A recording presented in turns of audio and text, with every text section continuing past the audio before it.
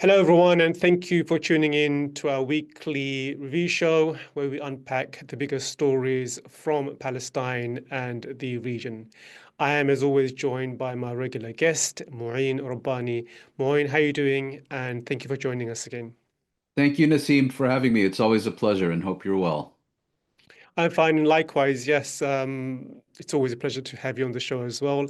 Okay. Again, we'll begin with Gaza. I mean, the situation is beyond anything we can imagine. There was a chilling warning that was issued by the UN saying that 14,000 babies are at risk of dying in the next 48 hours unless aid reaches them.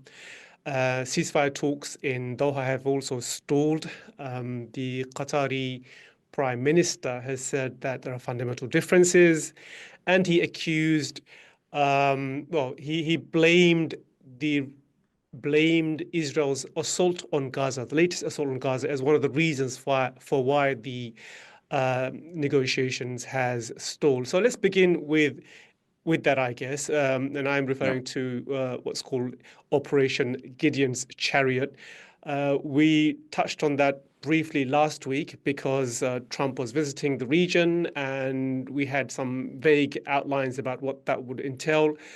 So, do you want to just go through what this plan is before we discuss some of the Sure. other issues?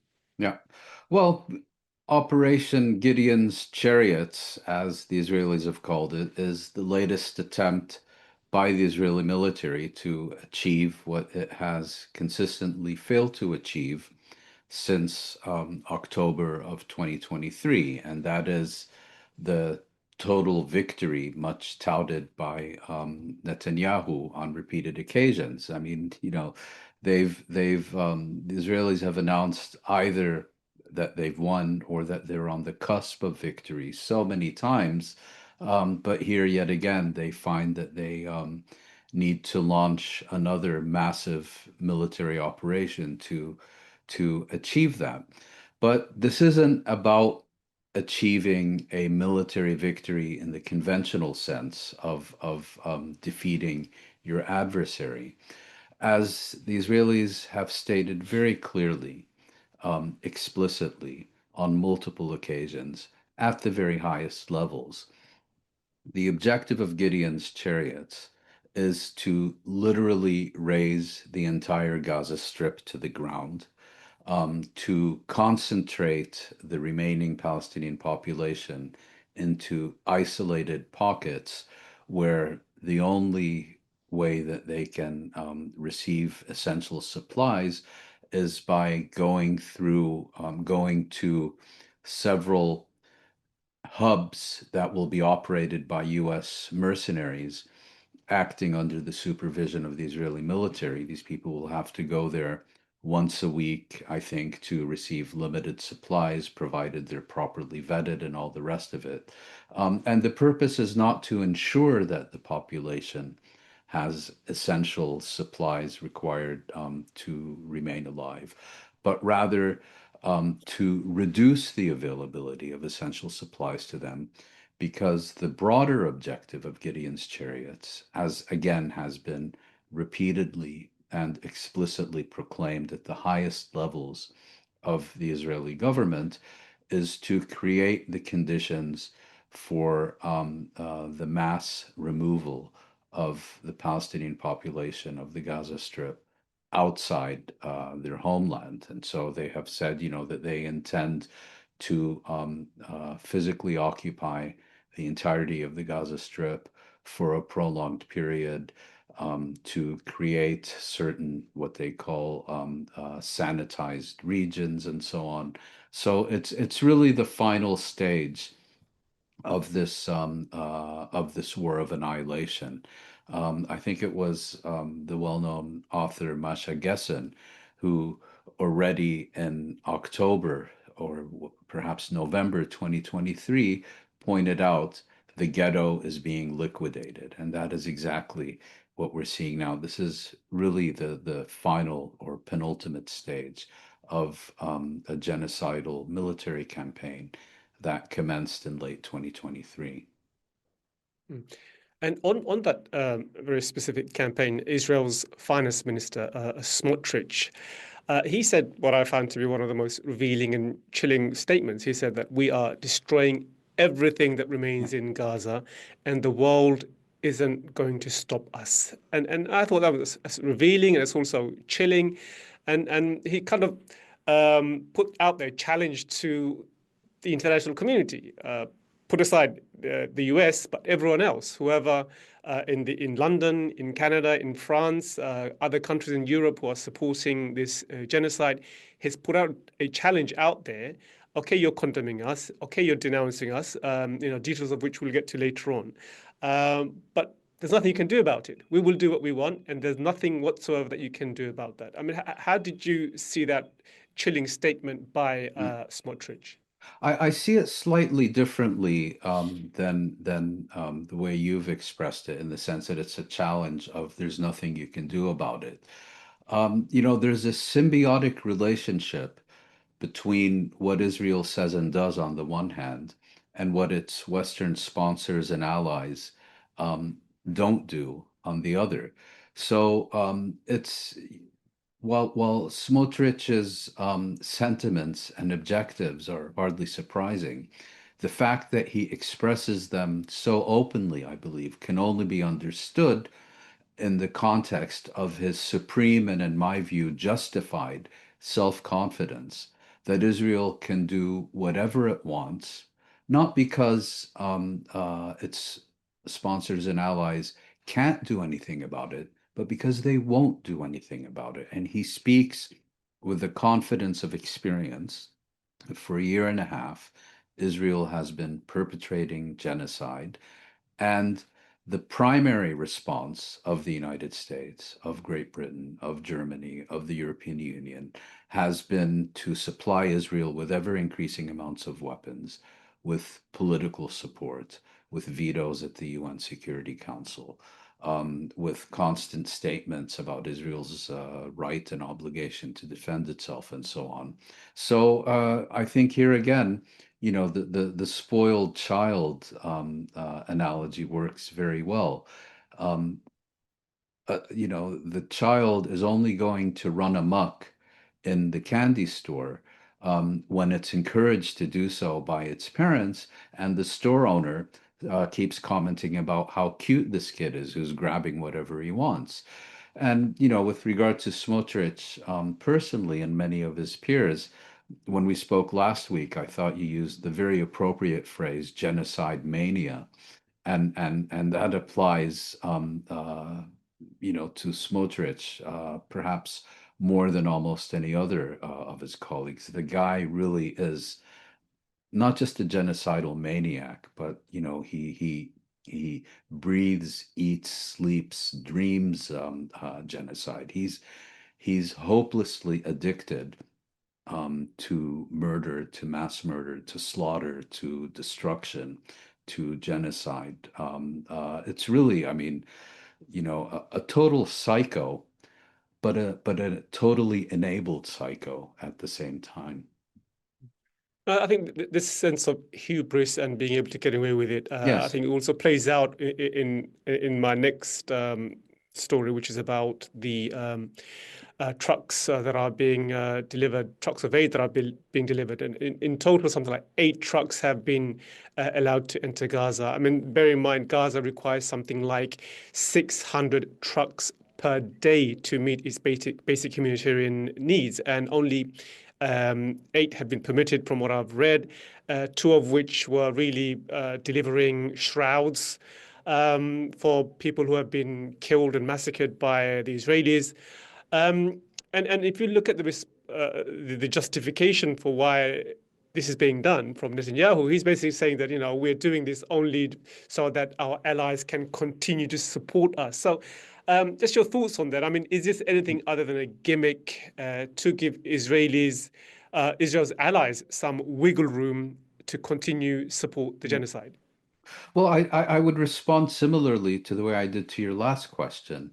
Um, Netanyahu got up in public and stated basically, this is no more than a PR exercise. telling, the genocide addicts that occupy senior positions in his government, like Smotrich and Ben-Gvir and others, don't worry, it's not like we're actually saving this population from imminent famine. No, we're doing this as a PR exercise in order to relieve um, uh, potential foreign pressure on us to do even more. And again, it requires not only hubris, but confidence in total and complete impunity to be able to say something like this in public. I mean, it's not surprising that Israel is dragging its feet and doing the minimal and really doing this as a PR exercise. But to then get up and boldly state it that don't worry, this is just a few trucks.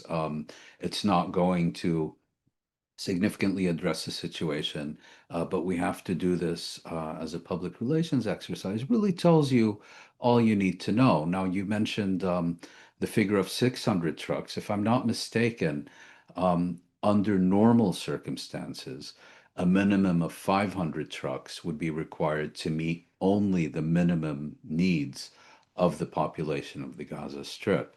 But we're now talking about a situation in which absolutely nothing has entered the Gaza Strip since the 2nd of March. So even 500 trucks under the current circumstances would be a drop in the ocean. And what did Israel permit yesterday?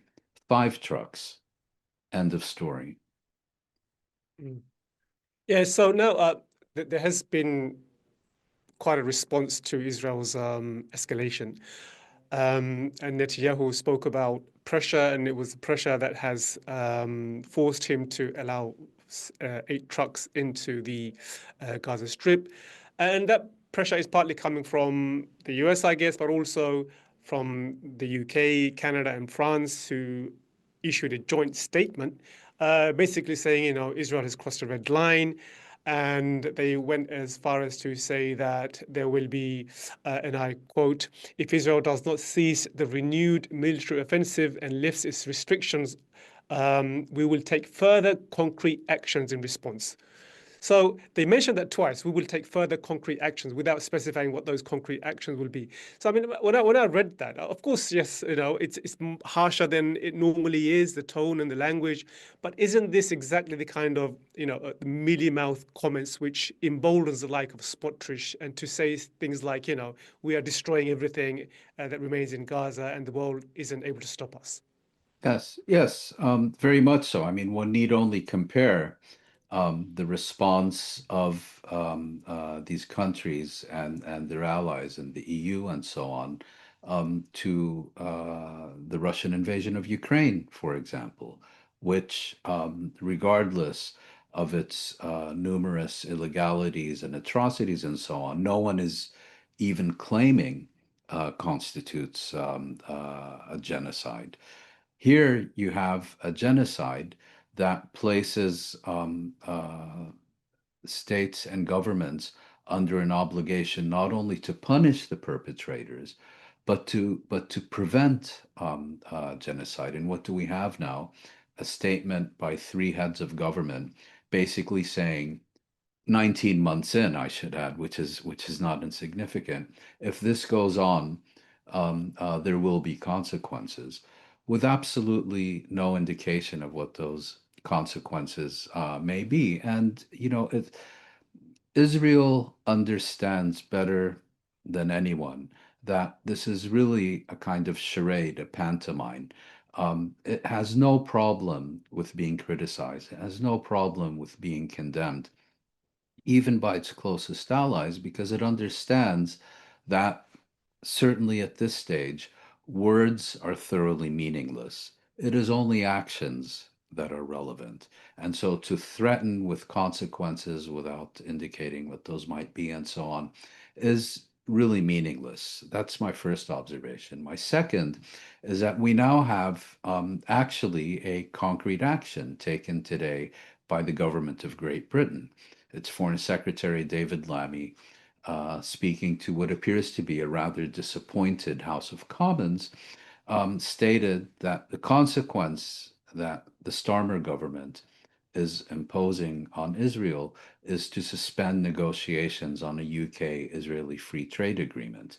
Now, it's recently been revealed that British weapons deliveries to Israel increased, I think, threefold, tripled since Starmer came to power. Um, the UK continues to welcome illegal products from illegal settlements in the illegally occupied West Bank and Gaza Strip and Golan Heights.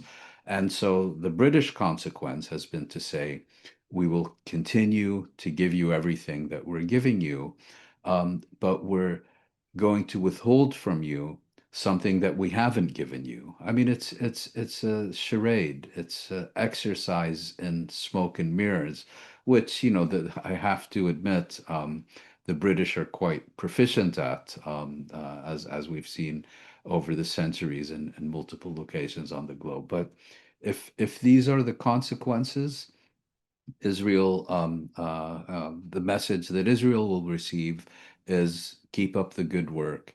We have your back. Having said that, there, I think, also several interesting aspects here. There has been a clear change of tone, and we're now seeing, for example, the European Union meeting to consider whether or not Israel is violating human rights, which, and, I mean, an absurd premise, but nonetheless, the fact that this meeting is convened, the fact that there is consideration of revoking Israel's preferential trade privileges with the European Union, the fact that at least some governments are proposing that sanctions should be focused not only, on these individual violent settlers, but really on those in power that sponsor and enable them, like government ministers. It's a very clear change in tone, and that explains, I think, why Israel is so alarmed, because it has enjoyed such thorough impunity for so long that even the slightest challenge rings alarm bells in Tel Aviv. And I think what will be most concerning to the Israelis is their fear that these governments are not acting on their own, but as they have done so often in the past, have sought and received permission from Washington to act as they have, because ultimately, the one country that Israel cares for more than any other, more than all the others combined, is the United States. And here it's a little difficult to divine what is happening in Washington because we're hearing so many contradictory reports, but there are indications that Washington's patience with Israel is running low. Yeah, and we will get to Washington when we review Trump's trip to the Middle East and also revelations of a campaign to kill off pro-Palestinian activism in the US. So we'll get to that. But I want to also get your thoughts on really a great article in the London Review of Books called "Starvation in Gaza." We know starvation is being used as a weapon of war by the Israelis. There's been numerous warnings about the famine that's in Gaza as well. And this article goes on to say that Israel's blockade in Gaza is unique in the history of famines, because Palestinians have nowhere to flee. There's no wild food or forage which they can use to survive. And it's a very unique scenario. And then it goes on to explain that um, Israel's proposal itself is a scheme which is, again, unheard of in history. The very people that are imposing the famine and the starvation are the ones who will be now controlling what goes in, what comes, and what comes out of Gaza. Yes, this article by Alex Deval, one of the world's leading experts on famine and starvation in the context of conflict. It's quite short, but packed with insights and information, as you mentioned, published recently in the London Review of Books. Um, and I'm not sure to what extent what Israel is doing in the Gaza Strip can serve as a template for others, because as Alex Duval points out in this article, what you have in the Gaza Strip is a unique situation where Israel has hermetically sealed off the Gaza Strip from the outside world, where it has destroyed all the agricultural land, where it has prevented the transfer of a single penny of, for example, aid or remittances into the territory from the outside world. And so the Israeli control over the Palestinian population, at least as far as food and nutrition is concerned, is absolute. It is 100%. And he contrasts that with, for example, starvation in, for example, Sudan or Yemen or other countries where population, or at least parts of it, would have access to foraging, would have access to money sent abroad by relatives or whatever. But here, um, the difference is that Israel can ensure that the population literally gets nothing. And that sets it apart from all the other instances of starvation as policy that he's familiar with. So it is a unique situation. And given, how small the Gaza Strip is, how Israel is able to comprehensively control its borders and boundaries, I'm not so sure that it's something that can very easily be replicated elsewhere.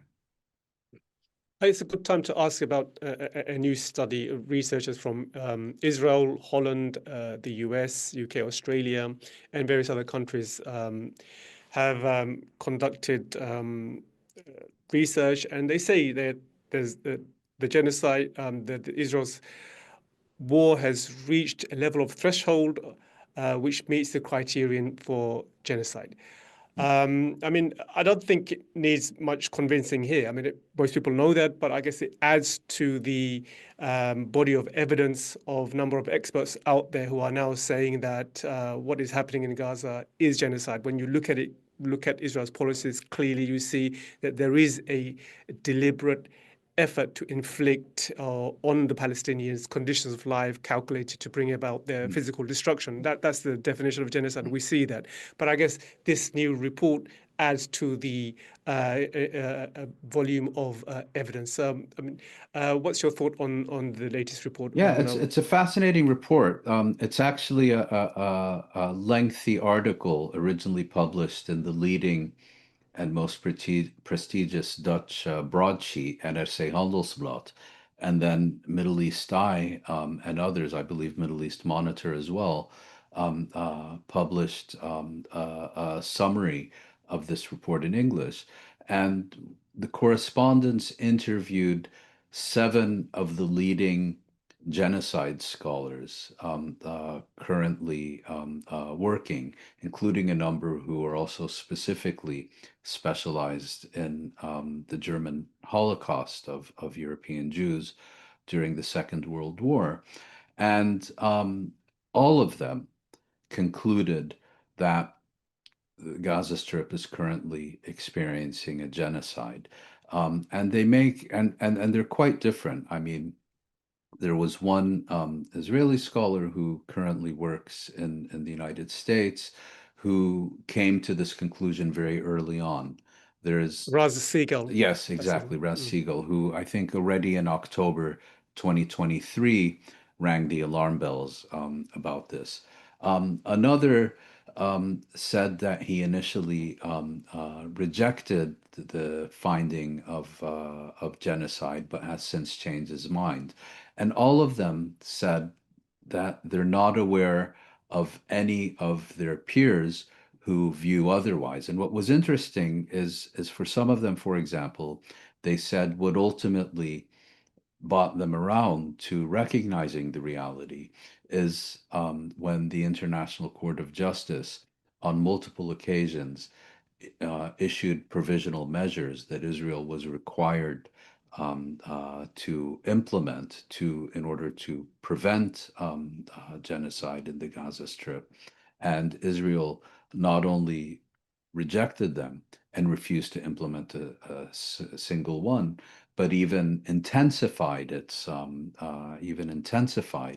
its measures in opposition to what the court had ordered. So what you have here is a collection of specialists with different backgrounds who reached the same conclusion over different periods of time for different reasons, but are now unanimous. And they also point out that, genocide is not just a legal finding. In other words, as specialists, they don't need to wait until 2029 for the International Court of Justice to issue a formal ruling because it's a process. And it's looking at the elements of this process that help them reach this conclusion as well. So it's a very uh, interesting, detailed, and I think also compelling exposition of how those who are most familiar with the concept of genocide, who are recognized internationally for their expertise on the crime of crimes, are now unanimous in their view that we don't need to wait for ruling by the International Court of Justice. It already is a genocide. And that creates, again, two obligations, not only punishment, but also prevention.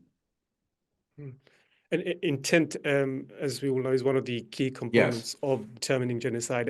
And the statements that have been issued and are still being issued is clear indication of intent. And one of the clear indication is this effort to drive Palestinians out. And the latest on that is this report that came out recently that the US, along with Israel, are seeking to move 1 million Palestinians into Libya, of all places, war-torn Libya. So first, I mean, if I'm go through the list of countries that had been mooted, we had Egypt first, then Sudan, then Somalia, Rwanda, Chad, Congo, Syria, and now Libya. I mean, how seriously should we take this new plan for ethnic cleansing, which is really part of what genocide is?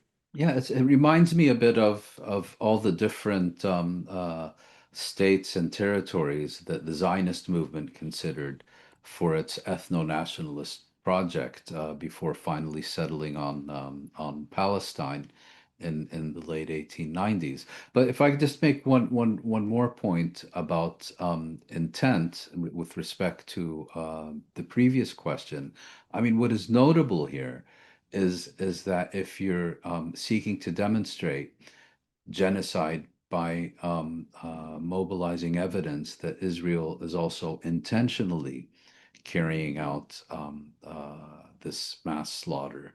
What's telling, as we were discussing at the beginning of this discussion, is that statements of intent have, if anything, only become more explicit and more extreme as time has moved on. You would think that as the slaughter intensifies, there would be an effort to hide it or cover it up or, try to paint a pretty face on it. But here, they're now more openly talking about what they're doing and what the objective is than they were previously. And this again relates to hubris and impunity and the confidence that its sponsors and allies have their back and will be prepared to destroy any norm, any international institution, any value in order to ensure that the impunity continues. Now, with respect to your current question, I think the real problem with this proposal of the mass forcible expulsion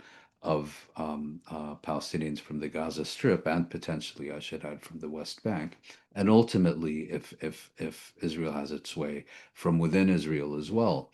I think that the real issue here is not that the United States and Israel are going to succeed, and all of a sudden we'll wake up tomorrow to find out that Morocco has accepted to receive shiploads of Palestinians.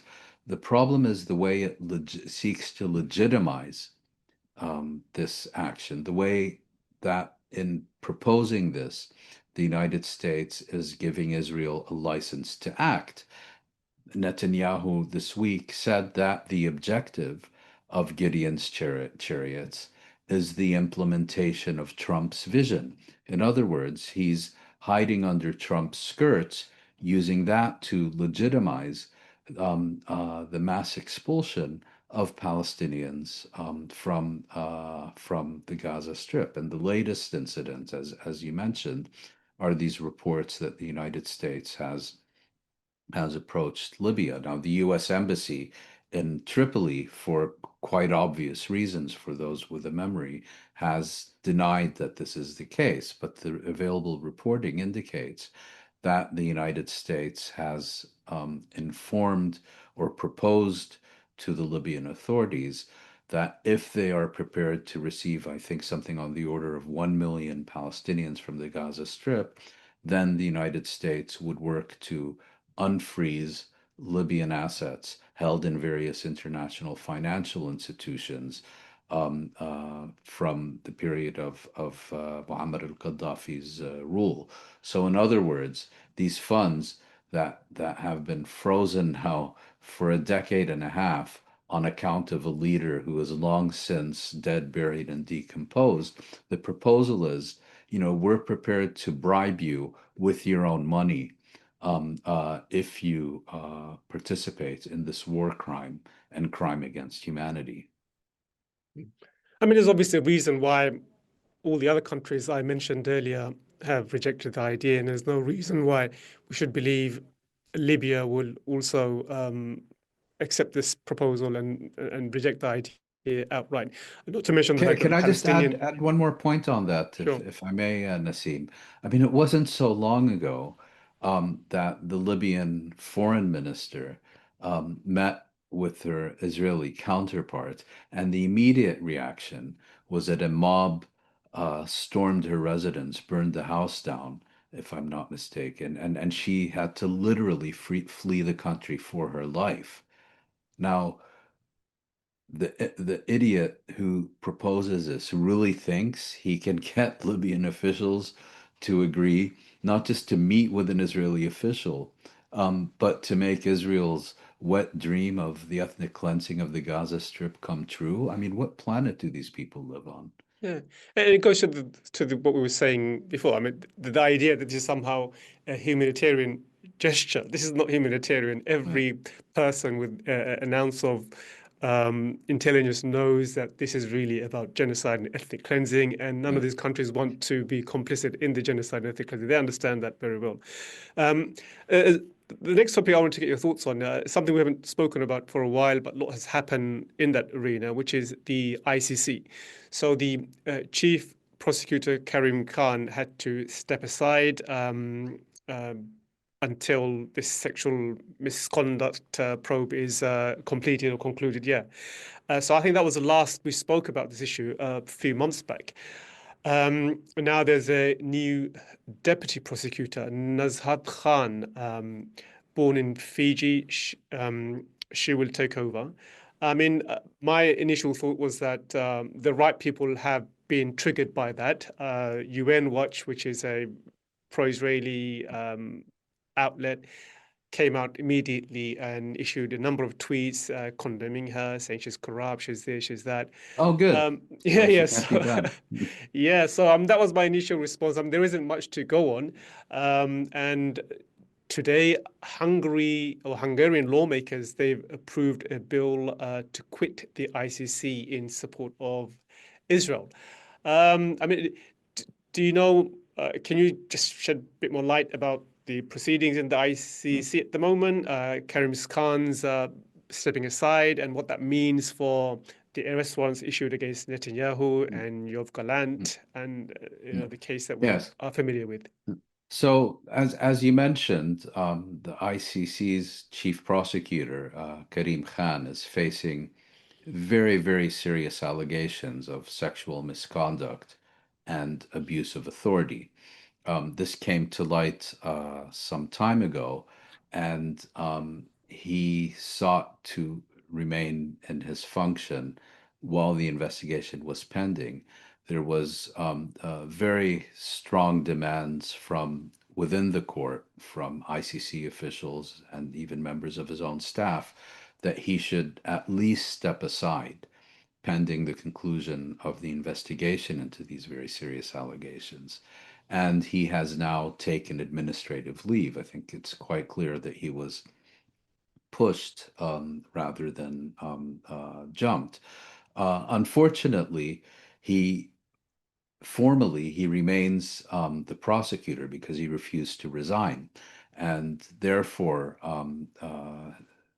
his functions are now being exercised by one or two of his deputies. I think there's also another person in addition to the one from Fiji you mentioned. Now, they may well be in a position to better discharge the duties of his office than Khan has been, but they're, I think, institutionally weaker because the ICC is, at least for the time being, functioning without an elected prosecutor. Now, more recently, there have been revelations that Khan timed um, uh, the his application for arrest warrants of two Israeli and three Palestinian leaders in order to divert attention from the gathering allegations against him. And he did this hoping that it would nip the story in the bud. And so, of course, immediately the Hasbara Symphony Orchestra, led by Israel flunkies like UN Watch and others, have have used these revelations to, in their view, determine that the entire case against Netanyahu and Gallant is a sham, that the only reason this even exists is because Khan was seeking to escape culpability for his alleged crimes, and that therefore this whole case now should be dismissed.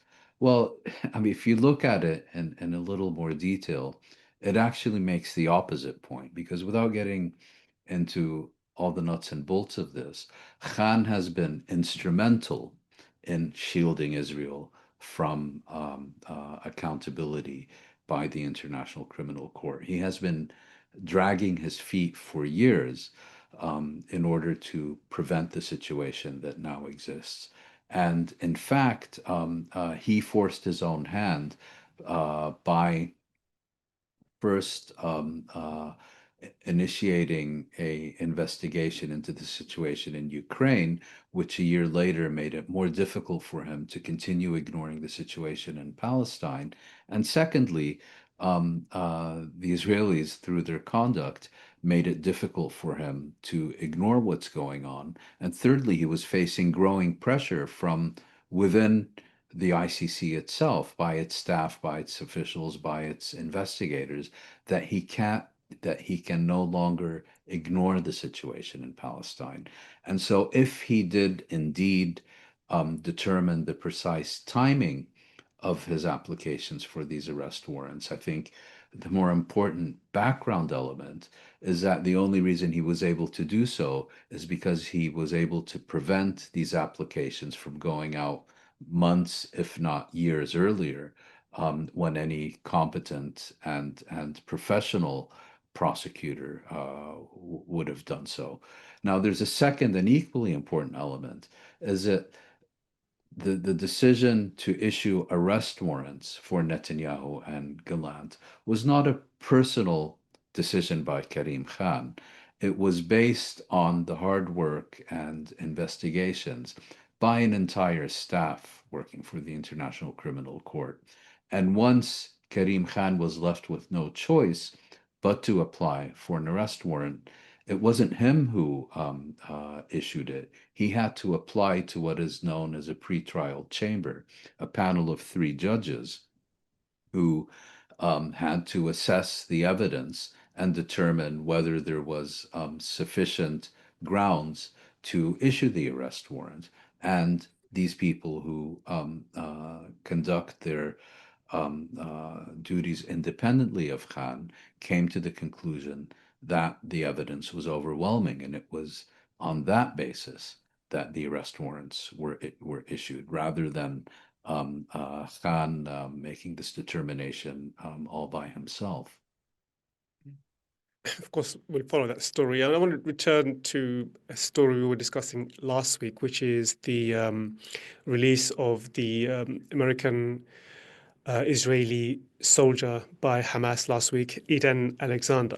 So now there's been reports that he was released as part of a, a good faith initiative to start negotiations with the US.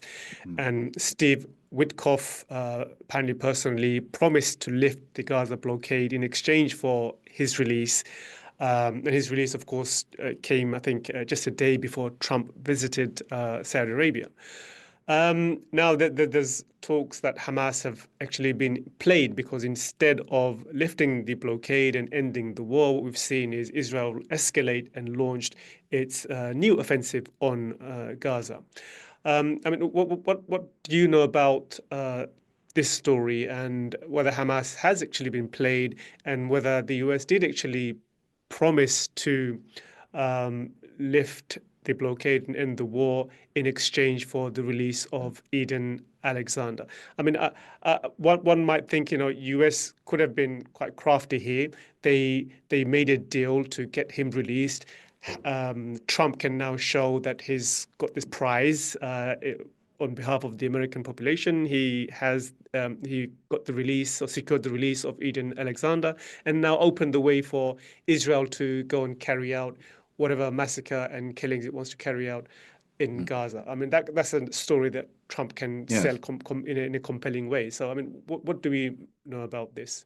Yes, I mean, the background here is that this Israeli soldier, who's also a dual U.S. citizen, was released on the eve of Trump's recent visit to the Persian Gulf states. And Hamas at the time described it as a goodwill gesture. The Americans, in their own statement, said that they neither offered nor provided anything in return. Now, those statements together mean that mean that there was no formal agreement for that committed the United States to anything. So, to that extent, if Hamas got played, it played itself rather than getting played by the Americans. Now, whether the Americans wanted the soldier released from captivity basically as a PR exercise on the eve of Trump's visit to the Middle East, or whether they felt they needed to get this American citizen out of harm's way before Israel began its intensified military assault on the Gaza Strip, or both, we don't know.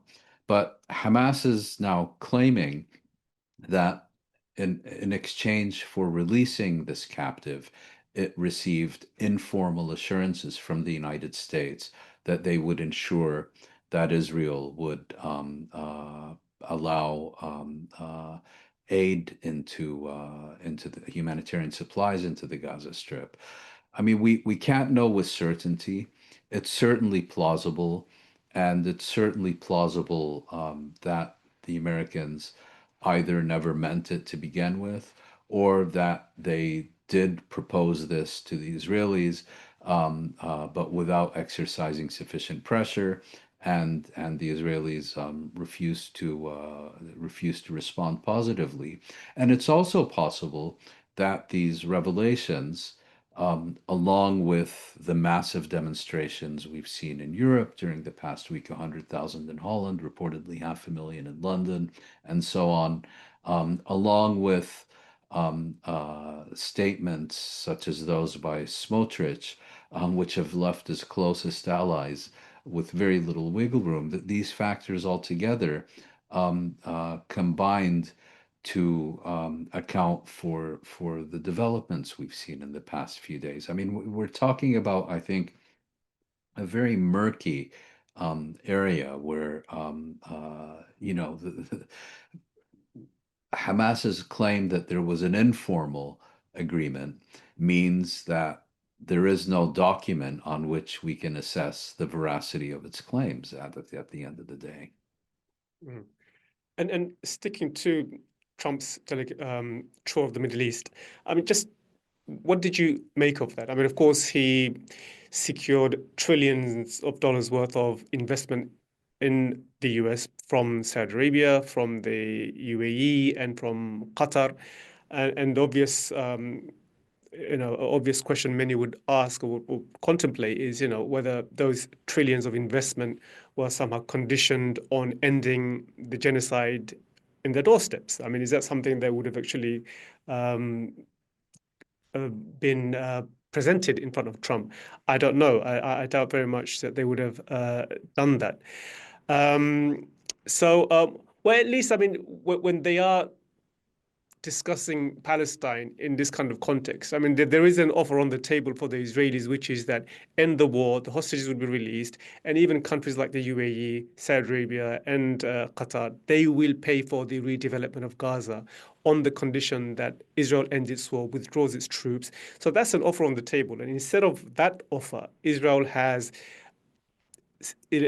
chosen to continue its genocide and isolate itself in the eyes of the international community. And when you see those two options playing out, you think, one's a no-brainer, let the Arab countries deal with this. Let's withdraw. Let's give Gaza back to the Palestinians, and the Arab countries will develop and build Gaza. But Israel, for various reasons, has opted for the other one.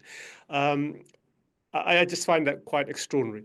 But going back to the Trump's tour of the Middle East, I mean, just your general thoughts on that and the investment which they have pledged, and whether you think they would have made any demands on Trump to condition their investment on ending the genocide in their doorstep. Demands and conditionality, absolutely no. That's clear as daylight. Look, I think Trump's visit was significant because traditionally the U.S. coordinates its Middle East policy with Israel, or it incorporates Israel's agenda and priorities into its own, and at times will even subordinate its own interests to those of Israel.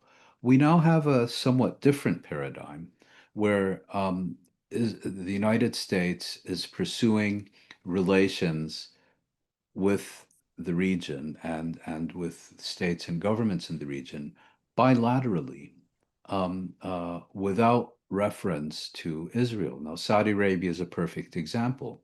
Under Biden, a U.S. Saudi agreement was made conditional on Saudi Israeli normalization. And when Israel was unprepared to deliver its commitments that would be required for normalization, um, nothing happened. Now Trump comes along. He his priorities are the U.S. economy and the global position of the U.S. economy. And he basically told the Israelis to take a hike. I'm not going to wait for you. If you're not on board, I'm going to move ahead and make a bilateral deal with the Saudis. Now, something that had been perceived as entirely conditional on Saudi-Israeli normalization, that normalization has now become fundamentally irrelevant to the intensification of U.S. Saudi relations. We see the same with Iran.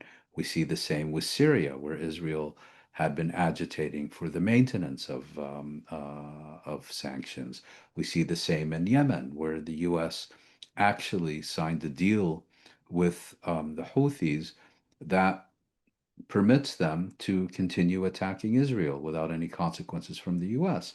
And we even see this with Hamas in terms of the US going over Israel's head and negotiating indirectly with Hamas in order to achieve the release of this captive. So, in that sense, it's very significant. And I think from the perspective of the states that he visited, Saudi Arabia, Qatar, and the UAE, they are also primarily invested in their bilateral relations with the US. To the extent that regional issues were a concern, I think the two most obvious ones were Syria, where there was where there was, I wouldn't call it pressure, but removing sanctions on Syria was very much on the agenda of these states because they don't want that country to disintegrate and with regional fallout, as we saw in Iraq after 2003. And secondly, that they were all strongly encouraging Trump to continue with the nuclear negotiations with Iran and reach a deal because the alternative that Israel is constantly um, uh, pushing for is to blow up the entire region, which could have untold consequences for these states. Now, was Palestine, Gaza, a prominent item on the agenda of their discussions with the United States? I've seen no indication that it was. But having said that, Qatar is, of course, one of the mediators in Gaza, so it must have come up in discussion. But the idea that these states, even for a millisecond, considered conditioning any of their commitments towards the United States on a change in U.S. policy towards Palestine, no, that simply did not happen. Yeah, and what's And sorry, interesting, if I may, if sorry, I go on. should add, the figure that's being touted is $1 trillion in investments. Um, this is massive hype. I can't imagine the circumstances under which even half that amount ultimately ends up either invested in the U.S. or used to purchase U.S. goods. Yes, that's Trump Mm. hyperbole, I guess, Well, trying to, it's hype by all concerned, I should add. yeah. And what was interesting, I mean, Trump was so friendly towards Qatar, the Qatari Emir Al-Thani.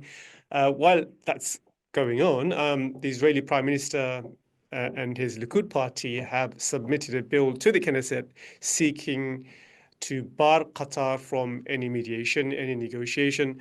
And at the same time, there's a real concerted effort in the US to present Qatar as a supporter of terrorism.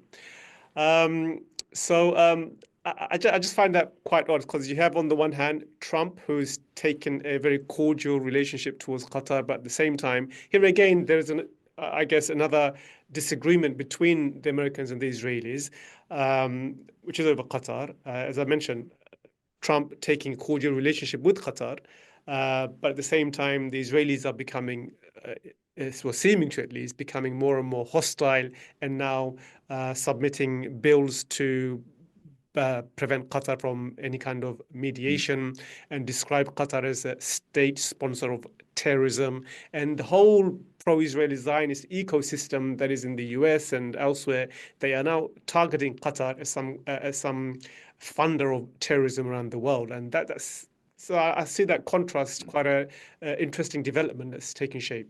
mm. Yeah, I mean, the Israel lobby is trying to manufacture this righteous outrage that another foreign state may be trying to seek influence in Washington, as if, God forbid that this should ever happen. Look, it's how the United States works. If you want influence in the United States, you pay for it. It's what every other country does. And as we've now learned with Trump's recent visit to the Middle East, U.S. foreign policy is for sale to the highest bidder. These rules weren't established by Qatar.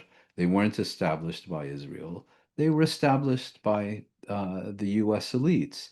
And I think part of it is Israeli envy that others are now finally learning how to play this game, and in some respects, playing this game more effectively than Israel. But you know, are university professors being fired, or are U.S. college students being sent to the swamps of Louisiana to be locked up because they're criticizing Qatar?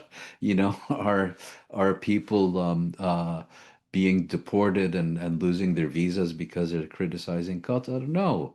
You know, if you really want to cross a line in the US, you can criticize Qatar all you want. You can criticize the United States all you want, but hands off Israel.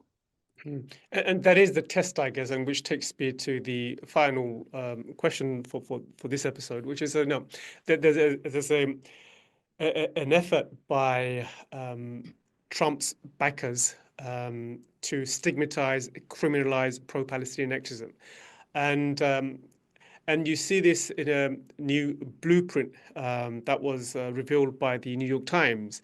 And the individuals behind the initiative is called Project 2025. They're the organizations, a number of organizations that are trying to push America more towards the right wing and change American politics for the foreseeable future.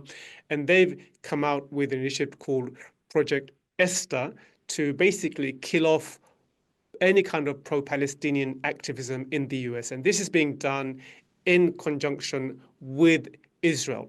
So to talk about Yes. Qatar's influence, here you have a one of many examples of US and the Israeli collaborating to crack down on US campuses, US students, and everything we've seen over the past few months with the stripping of visas, with expulsion of students from the US, and also cutting funds to American universities. This is all part of this initiative to kill pro-Palestinian activism in Washington. So